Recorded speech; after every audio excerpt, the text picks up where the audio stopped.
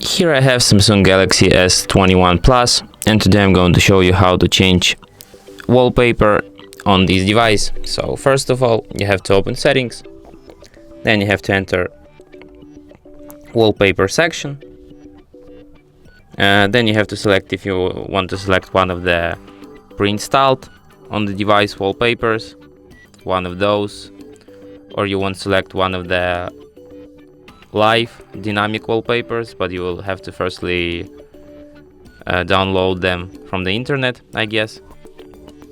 Or you can just select one of the images or photos on your device and set it as a wallpaper by going here. Then you have to select your image, then you have to select if you want to set it on home screen, on lock screen, or on both screens.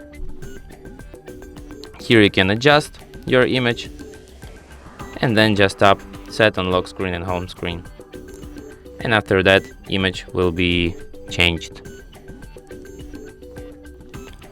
And that's it. Thanks for watching. If you find this tutorial useful, don't forget to hit that like button and subscribe to our channel.